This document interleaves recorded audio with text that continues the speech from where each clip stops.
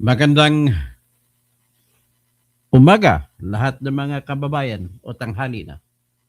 Ang ating pong pag-usapan sa ngayon ay bagay na patungkol sa matindi naman na panggigipit ng pamalaang napakababa ang rating, negative 15. Mga kababayan, lagi yung tandaan. Walang mga api kung walang nagpapaapi. Walang matatapakan kung wala nagpapatapak. Walang maluluko kung walang magpapaloko.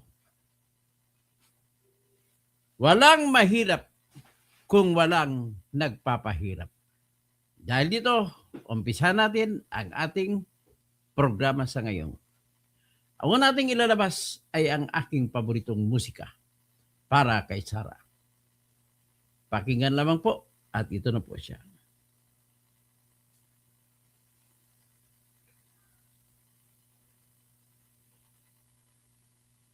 Okay.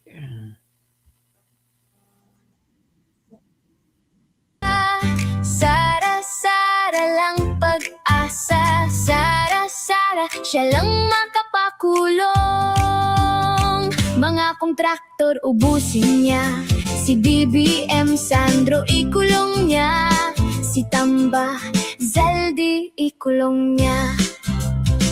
Tapang at malasakit ibalik para bayan ay manahimik. Durugin ang sindikato sa korte, sa DPUA, sa DS Void, sa PhilHealth.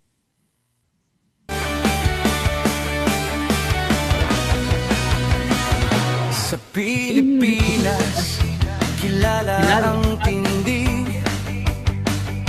Hindi kayang bayaran ni naman ang kanyang prinsipyo.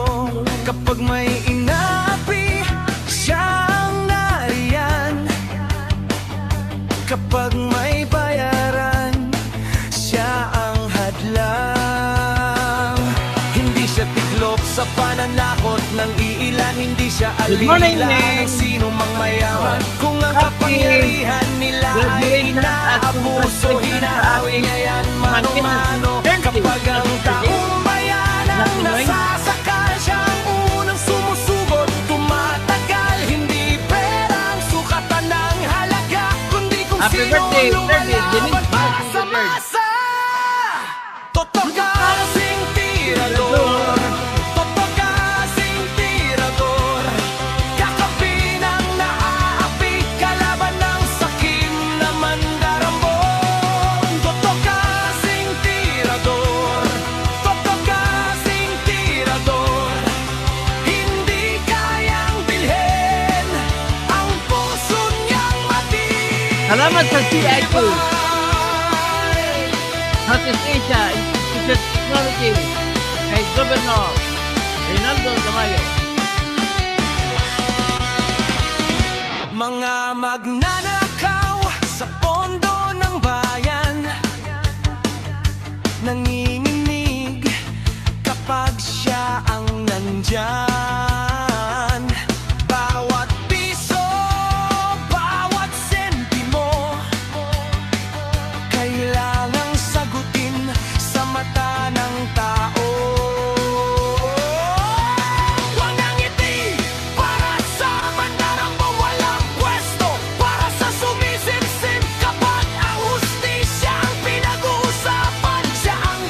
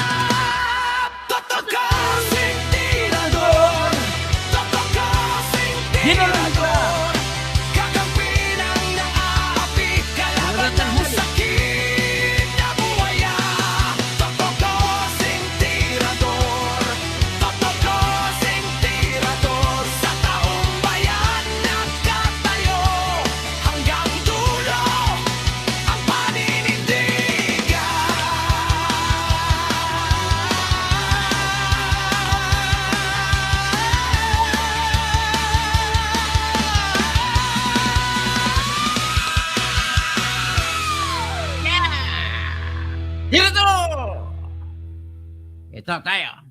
Ito naman po ang pinakabago, kaibigan. Hay, buhay talaga. Buhay natin dito sa Pilipinas. Ha? Nalulugmok na daw, sabi ni Duarte. Okay. Ito, ang ating nakikita rito, yun pala, yung mga bataan ni Marcos sa pamamagitan ng Solicitor General ay magsasampa ng tinatawag na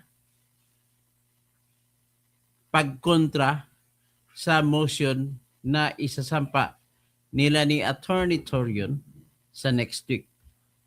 Marami ng mga inputs si Attorney Torion, hindi lang galing sa akin, galing pa rin sa iba. Ang pinakahuling inputs ko para isasampa, para manaig, actually may nauna na, nagkausap na kami, pumayag na siya doon, na yun ang gagawin.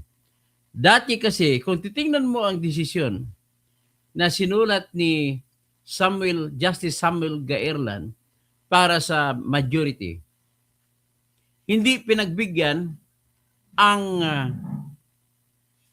hiling na TRO ni Bato sapagkat ang rason niya ay, number one, dahil may protective custody na ang Senate binigay sa kanya noon.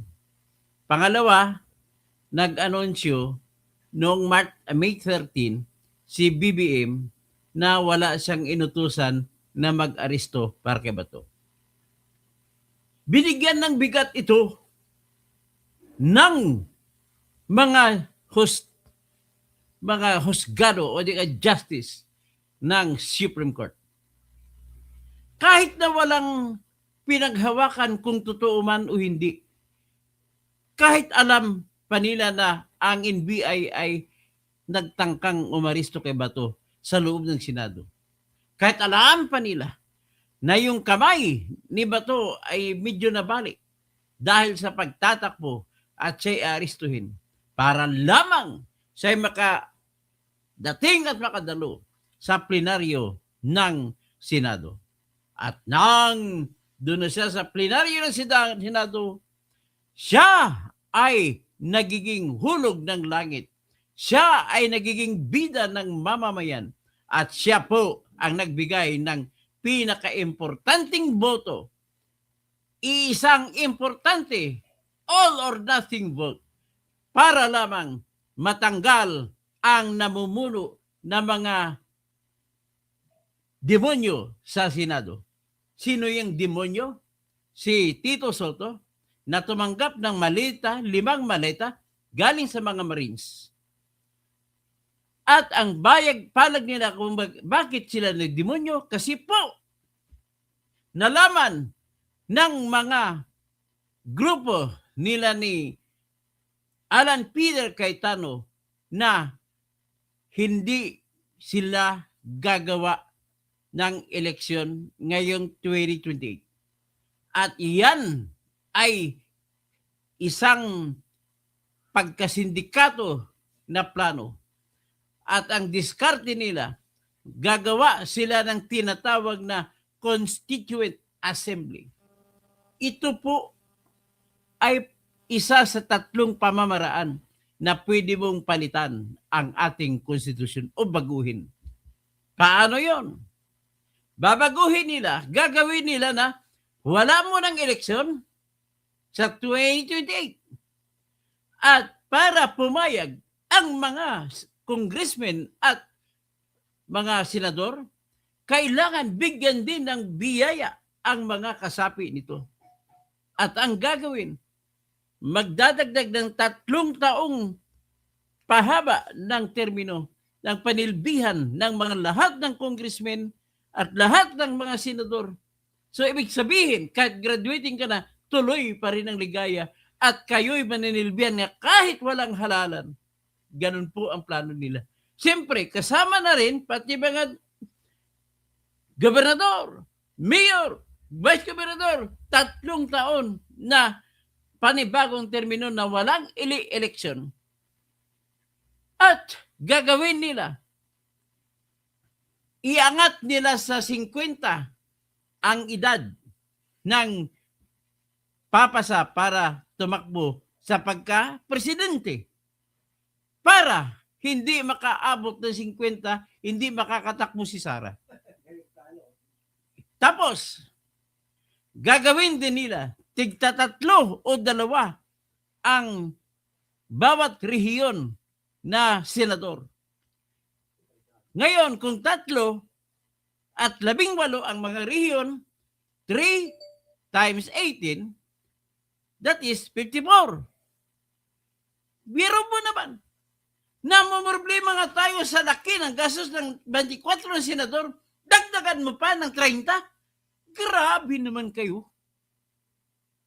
Pagkatapos, ang isa pang gagawin nila ay mangyari, lalampas na ngayon, babaguhin nila na pwede tumakbo uli ang presidente. Yan po ang kanilang maitim na balak. Pasalamat tayo kay Bato at sumipot si Bato kahit naarestuhin siya at napalitan ngayon ang hari sa Senado. At ngayon, yan dyan na po yung grupo ni Alan Peter Cayetano. At sila na ngayon ang majority. Dahil sa sila na majority, hindi na pwede mangyari ang CONAS na tinatawag, Constituent Assembly. Ano ba yung Constituent Assembly? Pagsamahin ang mga congressmen at mga senador. At pag nagsama sila, buboto sila. At sila po ay magbibigay ng panukala na babaguhin ang ating konstitusyon. At ang unang nasa isip nila ay gagalawin ang termino. Tanggalan na ng term limits. Yan po ang gusto nila mangyari. Mabuti na lang. Naagaw. At kung naagaw na ng grupo ni Alan Peter Cayetano, ay hindi na pwede papayag na ang majority ay papayag sa Constituent Assembly.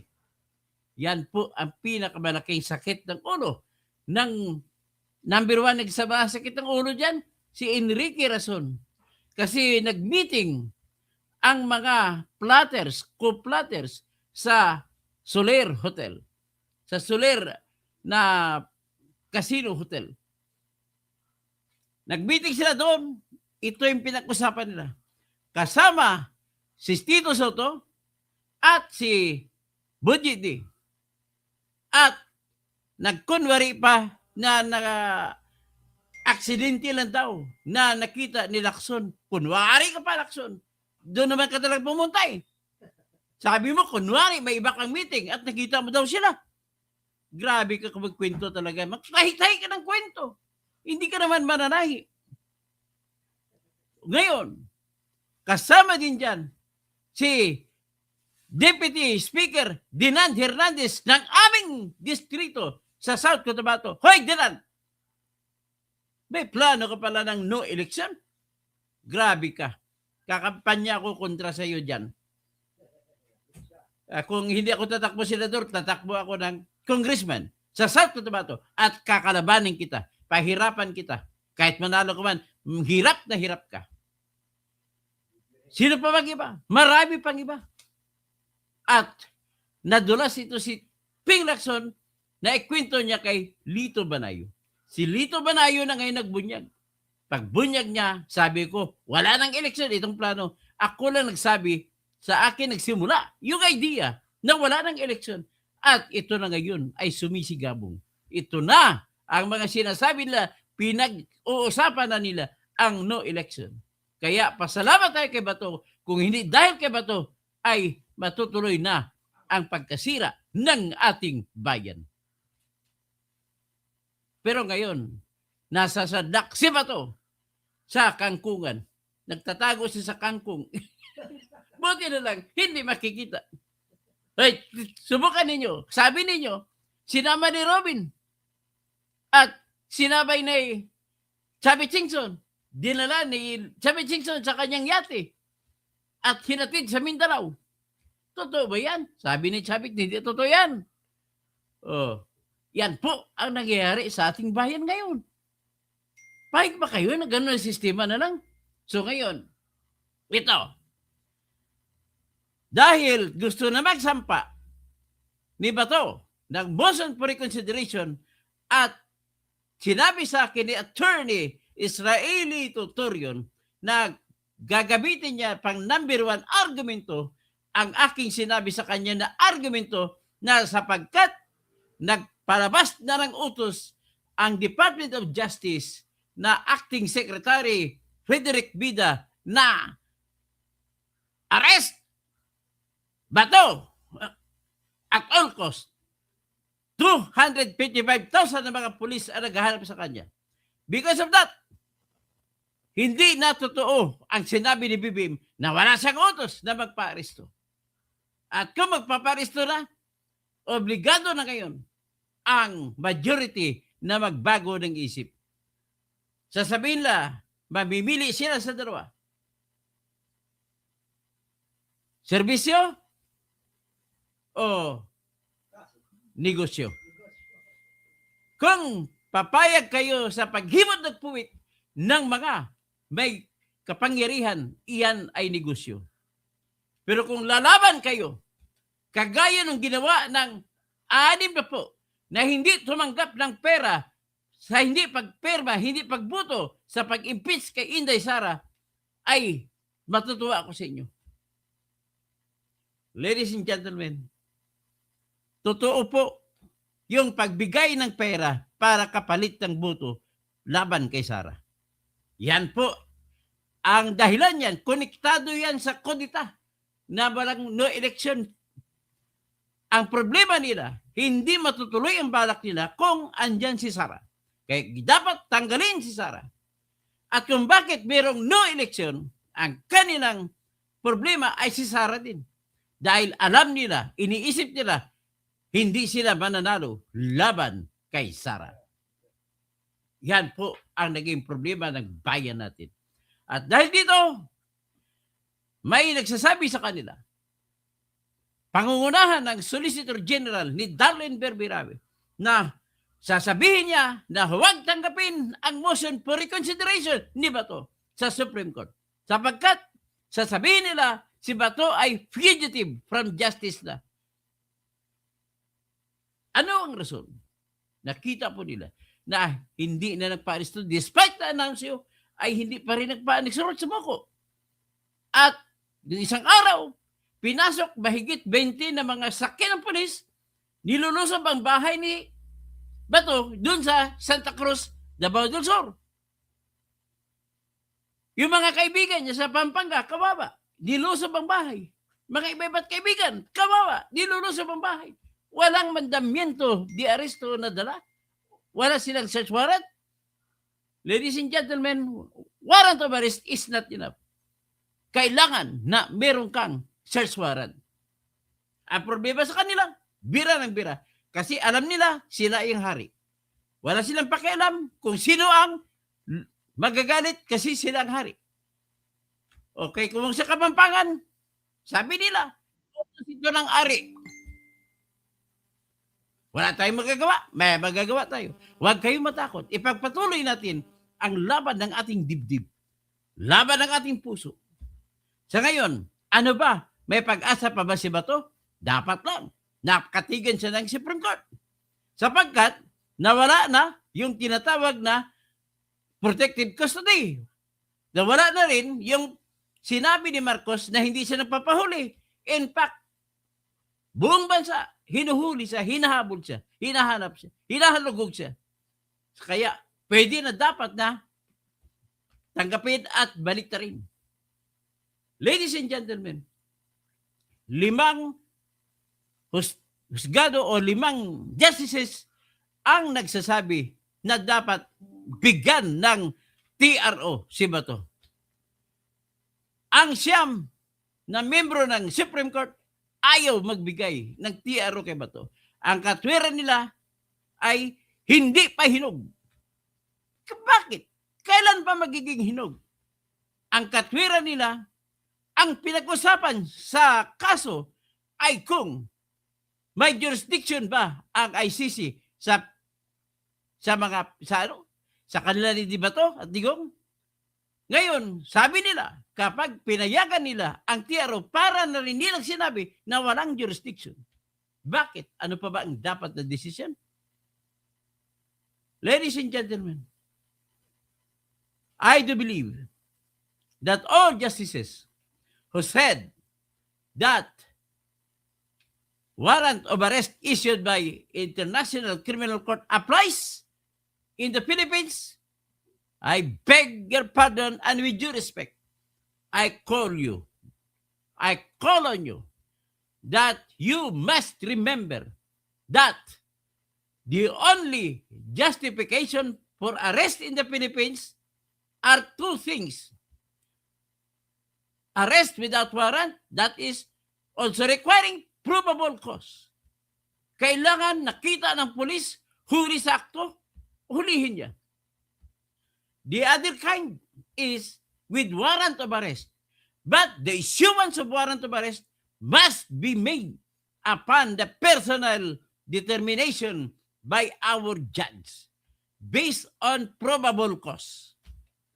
And probable cause is an evidence degree higher than the evidence being used by the International Criminal Court. The Criminal Court issues warrant only based on the evidence that is much lower, and they call it as reasonable ground to believe that Duterte or Bato committed the crime of crimes against humanity. Kung mababa ang sukat ng ebidensya sa ICC, ibig sabihin hindi siya pumasa sa ebidensya na kinakailangan ng Konstitusyon ng Pilipinas, which is probable cause. At kung probable cause at hindi umabot sa probable cause, hindi pwede i-apply ang warrant of arrest ng ICC. That's it. Okay?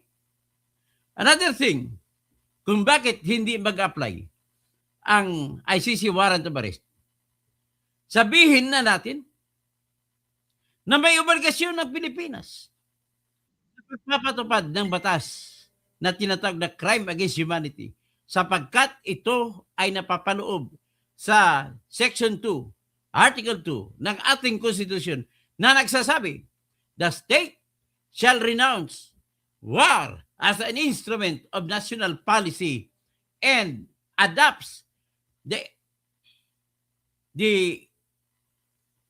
general principles of international law.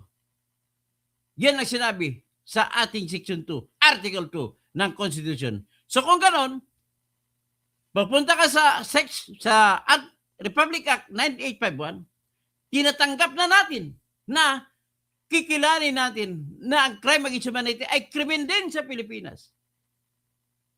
Pero, por Diyos, por Santo, hanggang doon lang, hindi mo pwede tanggapin kung paano pag-aresto. Ibang usapin yun. Jurisdiction over the crime is different from jurisdiction over the procedure on how to enforce the criminal warrants of arrest issued out of the crime. Yan naman po. At wala ibig sabihin, walang jurisdiction sa Pilipinas. Number 3, hindi po tayo kasapi ng ICC. At kung hindi tayo kasapi, that is the first among the principles in international law. Any court, any international court cannot acquire jurisdiction over the state without the consent of the state. Ngayon, sasabihin ninyo na dati member tayo ng ICC, pero umalis na tayo dahil inalis si Digong. All right.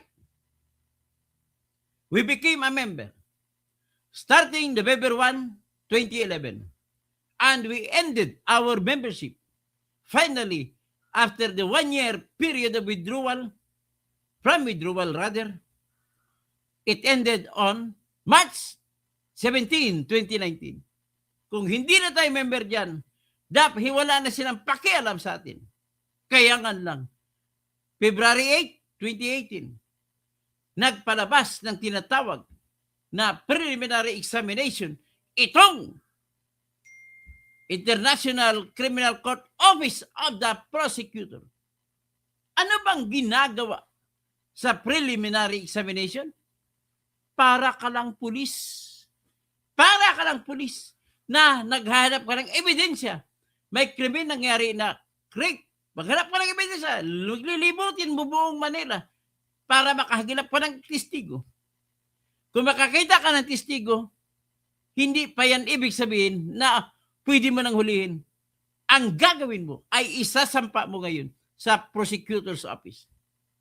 Parang ganun din ang trabaho ng ICC Office of the Prosecutor sa preliminary examination lamang.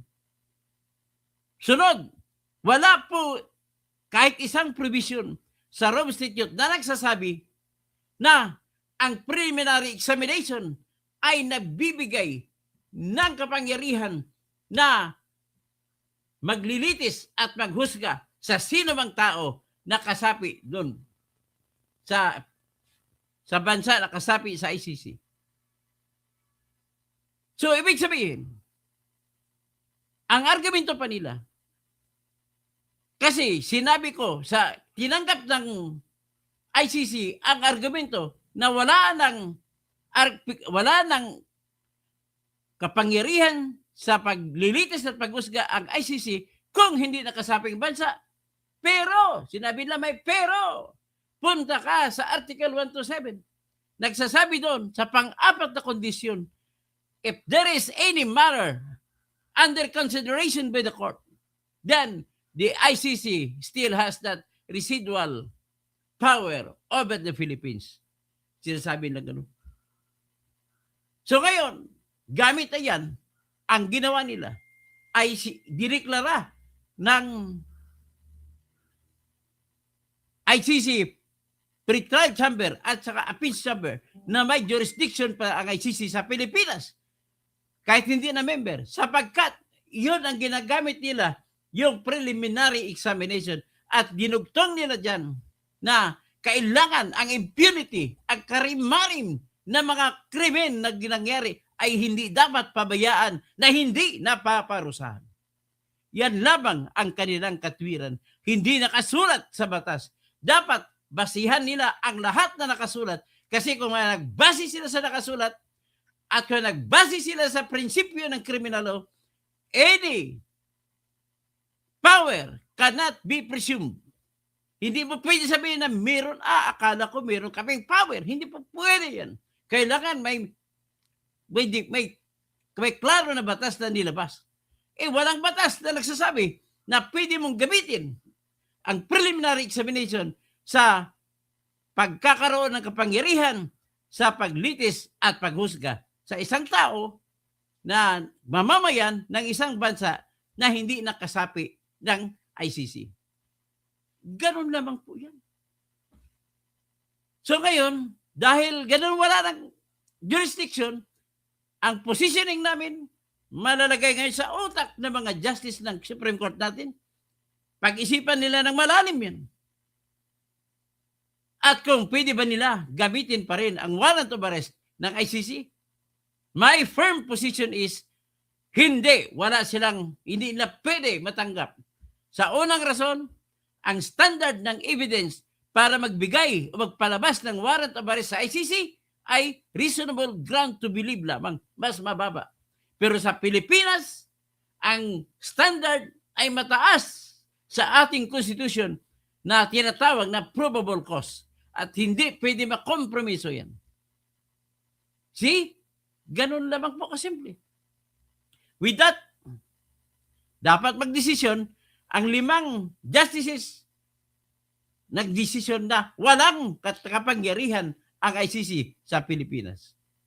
Tingnan natin yung isang nag-abstain, si Justice Japar de Maampaw, pride ng mga Maranao, taga Marawi. Tingnan natin, pagdating niya, on leave siya. Nung nagbutuhan, wala siya. Magbubuto siya, sasali sa sigurado sa motion for reconsideration na isasampa ni Bato sa pamamagitan ng kanyang abogado na si Israelito Torion. Ngayon, nakita ko, nabasa ko ang decision ni Barbie Clunin. May posibilidad na babaliktad si Barbie Clunin. Pabor kay Bato. So magiging 8, 7. Isa na lang kulang. Nakikita ko may iba pang posibilidad na pwede bumaliktad. Nakikita ko na si Justice Salamida ay baka babaliktad at maging 8 na ang pabor kay Bato. Pag ganun mangyari, okay na, wala na problema. Kaya, ladies and gentlemen, magdasal na lang kayo na tatanggapin ng Supreme Court ang warrant, ang motion for reconsideration ni Bato. Magandang tanghali po sa inyong lahat.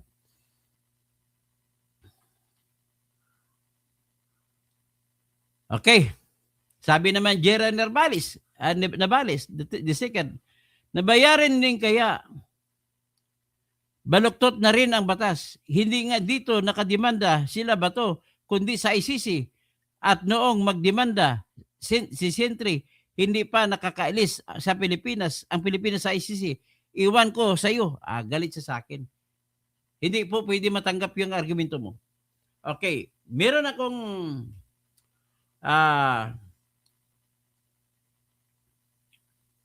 gusto sabihin, no?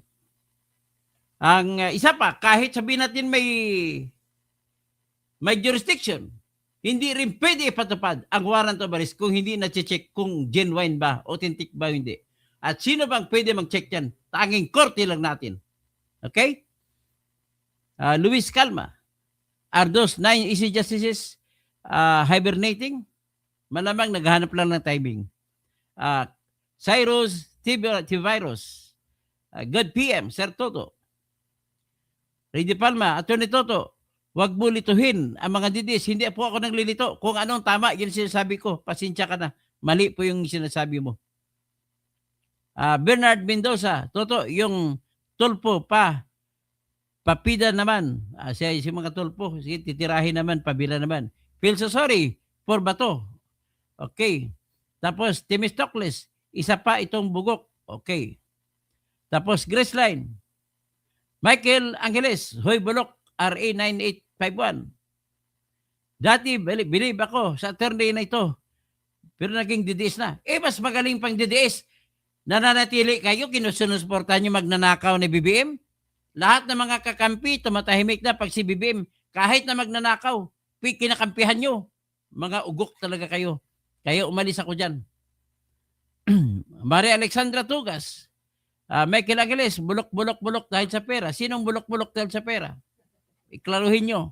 Pipito Bato, galing mo magpaliwanag. Toto Kausing, kaya idol ka ng bayan. Salamat po. Rady Palma, attorney, sino ba yung tama? Ikaw nag-isa o yung legal luminaries po? Mga bulok yan. Hindi sila tama. Kita mo nga, 5 justice na sabi, nakakampi ko eh. Pares kami eh. Huwag ka, kung wala kayong alam sa batas, parang si Marcolita, hoy, bawal dito, walang alam na legal. Oh, yan. Nag-aalit si Raisa Ontiveros. Dahil sa pera, bayad ka na nagpapagago ka pa. Ay, hindi po ako bayad. Ako po'y prinsipyo nagtatayo. Para po ako sa kabutihan, sa batas. Nang nakita ko na inaaresto ang tao na wala malang warrant of arrest, galit na ako doon. Kasi ang mga akusado, kailangan bigyan sila ng tinatawag na karapatan ng mga akusado. Rights of the accused. Naintindihan mo ba yan? Hindi mo pwede bayaran ang krimen ng isa pang krimen. Okay, si Michael Angelo, 985 versus any court. Hindi po, bali yan, bulok yan ang 9851. Hindi yan ma-apply. Raimundo Ribocas, Bato means tirador. Raupaw. Ay, ang daming kumukontra sa akin. Walang problema kung kumukontra ka sa akin. Kasi ang inyo naisip, mali. Yan ang masasabi ko. Tapos si Raimundo Ribocas, DDS senators. Tama lang. Mamabuhay ang mga DDS senators. Sila ang bayani ng bayan. Kung hindi dahil sa kanila, aagawin na ang Pilipinas ni Bongbong Marcos at hindi magkaroon ng eleksyon sa 2028. Ayan, Joy Chain, totoo sana pinaglaban. Ito, si Percy Lapid ay walang pakialam po rito. At hindi si Digong pumatay kay Perse. Si Bantag saka si BBM. Sydney. Okay. Rede Palma, attorney, yung mga pinagtatanggol mo, may mga kaso, nagsasama sila. Hindi na makwit si Sara kasi, hindi, makwit yan. Si Sara, wala namang kasalanan yan. Mananalo siya dyan. Hindi nga siya makukonvict kasi kailangan po, Rede Palma, dapat mo maintindihan, bigyan kita ng edukasyon. Kailangan ng 16 na senador ang buto para makonvict si Sara. May 16 ba? Wala. 11 lang sila eh. Kupal ka ba? Talo na yun. Okay, Lance Matthew Sabido. Magandang tanghali, attorney, from Lapu-Lapu, from Lipan City. LTD, Rede Palma, attorney Toto, kung ayaw mo ng korupsyon, hayaan. Hindi pwede. Mali, yan ang pinapaniwala mo, Rede Palma. Matulog ka, maghunos dili ka, mag-isip-isip ka ng malalim kung sino ang korap. Hindi po korap si Sara. Kwento lang yan. Okay? Robel Bengson, Facebook share, okay. Tapos si attorney ka, sabi nyo, bumabase kayo sa ebidensya nga. Ito nga ang ebidensya, walang kasalanan si Sara. Mga putang ina ninyo. Ano bang ebidensya mo na nagnakaw si Sara? Wala. Di ba? Crazy Brock. Sige nga, sabihin nyo, ilitaw mo yung ebidensya. Wala kayong may papakita. Romel Bengson, Bendalo, Maria Pema Duterte, fugitive sa mga kagaguhan nila. Okay, explain ko ang fugitive. Hindi po fugitive si Bato. Bakit? Fugitive na hindi pwede tatanggapin ang kaso ay iba yan. Kung sa fugitive na deklarasyon lamang ng Department of Justice, iba rin yun. Pero sa kaso, kailangan mo na may deklarasyon ang korte, hindi ang Justice Department. Korte! Iba yung korte, iba yung Justice Department. So, dahil na-desisyonan yan, may karapatan siya magsampa ng motion for reconsideration. At may karapatan siya na hantayin ang desisyon sa kanyang main decision na certiorari and prohibition. Ganun lamang po. Iba yung kailangan muna bago hindi tanggapin ng korte ang sinasampa ng isang akusado, magdeklara muna ang Supreme Court na fugitive si Bato. Pero hanggang ngayon, wala pang deklarasyon ang korte na fugitive si Bato. Ang nagdeklara lang ay yung si Frederick Vida na hindi matatanggap sa kangkungan. Versatile. Hello Katoto, Tirador, and all viewers at Filipino abroad watching from UAE. We will continue advocating from what is necessary to fight injustice. Maraming salamat po. Maraming salamat, Maria Fema Duterte. Raymond De Bocas, Boss Toto, ano na ba? Balitaan mo. Kambal ko daw si Bato. Ellen Bagyo. Mimi Authority, good PM Sir Toto Kausing. Ginaline Isaac, good afternoon. Yernel Dueñas, asa na si Wiz? Yung apo ko hinahanap. Marinita Kausing, happy graduation ulit sa aking anak-anakan na si Thirdy Dennis Kausing the third. Sino pa iba? Pasensya na kayo kung mali ang napagsabi ko na hindi magandang salita sa inyo. Pasensya na. Pero yan naman sinasabi ko, yun pong totoo. Yan po ang tama sa batas. Okay? Sabi mo ni Ernitan, dati believe ka sa akin. Wala problema. Didiis na ako eh. Wala problema. Kung ayaw mo sa akin, wala problema po. Mas maganda, mas marangal ang magiging didiis kaysa magiging BBM na magnanakaw ng mali-maleta. Kayo mga kakamping, kaya ako umalis sa kakamping na grupo at Makadilaw kasi kinakampihan nila si BBM na nagmamalita-malita. Grace Line. At sino pa? Rede Palma. Cyrus Tibayros. Great Jira Navales. Nabasa ko na kanina. I am Robin Nicholas. Toto, palitan mo ang mga justices na Supreme Court. Hayaan mo lang sila. Bayad na din Supreme Court. Rede Palma, Atty. Toto, alam mo na mali ang mga sinasabi na pinagtanggol ni si Bato. Tama po, Ray. I beg your pardon, Ray, ikaw mali. Tama ang ipagtanggol si Bato. Tama po yan. RA 95-1 Section 17 ang manalo. Wala, hindi nga mag-apply yan, rebukas. Hindi ka naman abogado. Baka kung hindi abogado, huwag kayo magkwento-kwento ng ganun. Hindi man kayo nakapag-aral ng batas. Sabi si Manny Pacquiao, salute to you, attorney. Ferdinand Callis, stand for what is right, sir. Tama. Jerry Diazes, what will EC do if Bato is captured before EC's decision? Ay, iba ko sa opinion, antena lang natin. Herbert L. Bigo, Toto has become a Duterte. How many? Wala po akong binayad sa akin kahit piso. Herbert Bigo, kayo ang nabayaran ni BBM kasi mali-malita ng ninakaw ni BBM, doon pa rin kayo. Makakaliwa sana kayo, makakampi, o maka-pink o dilaw. Pero doon pa rin kayo kay BBM. Mga putang ina nyo. Punyeta kayo. Rudy Palma, ito na to, hindi kami abogado. May karapatan. Hindi kang abogado, dapat magsalita kayong alam mo. Hindi ka binabawalan kung karapatan mo. Ang hinihiling ko na sa iyo, magsalita kayong alam mo. Huwag ka magkwento na hindi mo alam. Kaya mamarkulitahin ko kayo eh. Aerospec. Ulol. Makonvict si Sara. Hindi makokonvict yan. Ulol ka rin. Marilo Lapos. Ganap dyan ng photo na to. Nakaabot din ako sa live. Salamat. Evan Mark. Dok Toto, kumusta ang imar mo kay Erwin Tulfo? Ayun na. Papanawagan ko kay Alan Peter Cayetano. Aksyonan nyo na ang imar ko laban kay Erwin Tulfo. Rito Palma. Magmumura talaga ako kapag mapipilit kayo ng mga alam nyo na mali ang inyong pinapaniwalaan, ipapatuloy nyo pa rin. Magmumura talaga ako. Kasi ang prinsipyo ko, walang api kung walang magpapaapi. Kayo nagpapaapi kayo. Sabi ni Aerospec, putang ina mong kalbo ka, putang ina mo rin. Sino ka ba?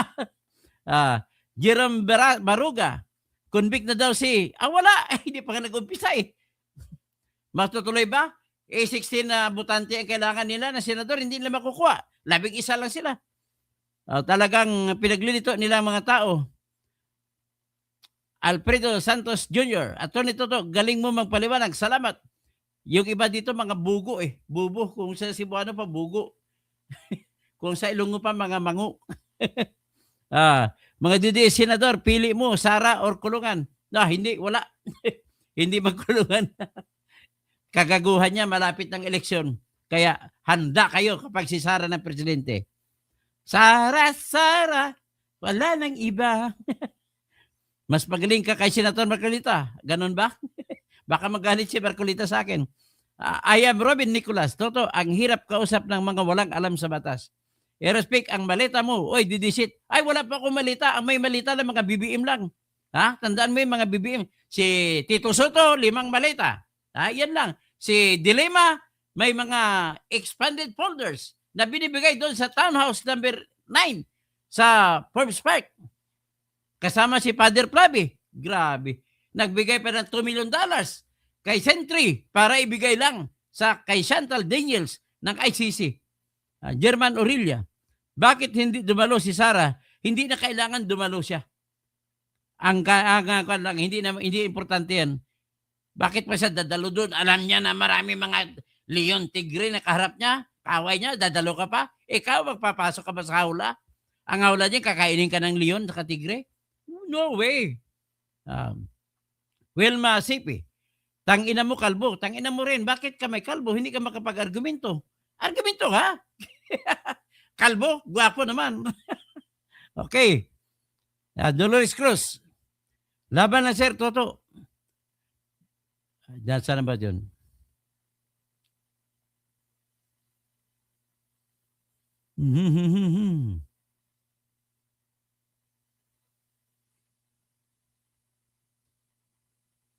Si Dolores Cruz, laban ng Sir Toto para sa katotohanan. Ingat po kayo. Aerospec, yan ang mali sa iyo, kalbo. Huwag mo ko tawagin kalbo. Hindi po ako mali. Tama po ako. Kayo ang mali. Mahirap magkipag-debate sa mga walang alam sa batas kagaya nyo. Magic Mikey, Mr. Toto, Sir Toto, pwede bang isuko si Rich sa US? Pwede yan. Kaya dapat siguro susulat ako sa grand jury sa Amerika, kakasuhan ng kakasuhan ng falsification. Tapos Litidi, Sir Toto knows the law. Rede Palma, Atty. Toto, sige nga kung mahal mo ang Pilipino, pagtanggol mo yung mga biktima ng war on mahirap ni Digong. Andun na sila sa ICC. Ano pang kailangan ko dyan? Wala akong papel dyan. Dindaga, luso mo rin. 1 to Domingo. Firing squad po lahat ng mga gumagago sa Pilipinas at sa bayan. Nikki, wag mo patulan. Pinapatulan ko kasi walang api kung walang magpapapi. Hindi ako magpapapi sa kanila. Kaya birahin ko rin kayo. Juanito Carbonilla, Engineer Doc, cool ka lang. Cool ka lang. Cool ka lang. Dindaga, paghikog. Paghikog diha kung gusto nimo. Ha? Ayaw na ko, hagit-hagiton mo ko. Sige. Leslie Hontilla. At tuloy Toto, paglaban mo ang totoo. Dindaga, paghikog. Ikaw paghikog kung gusto nimo. Leslie Hontilla, mga senador na walang alam. Nonoy Taying, Toto, ang dughan mo, halungi. Tapos Dindaga, paghikog bugka. Bubi Utuhan, kain suka, mga pinklawan na yan. Alfredo Santos Jr. At Toto, umpisa na BRC para malaman na, tama, umpisa na Blue Ribbon Committee para masalang na sila mga magnanakaw. Danilo Bautista, sarap pala magnakaw sa kaban ng bayan kung walang 16 senador judge. Paghikog, Dindaga, paghikog ka kung gusto nimo. Utro ko pagsulat na diya. Dindaga, siguro mas maganda i-report na lang kita kasi hikog-hikog binabanggit mo. Mabanggit ka lang sana ng iba. Iban kita at saka i-report. Ayan. Mel Baruelo, lahat po, vlog mo at pinapakinggan ko, ang galing mo magpaglaban sa katotohanan. Salamat po. Nikki D, paano mo sabi na si Bantag po pumatay? Ang ebidensya po, hawak ko. Tapos, LTD, matalino po kay sir. Laban, tapos si Cloud naman, laban Pilipino against the corrupt. Manya na government.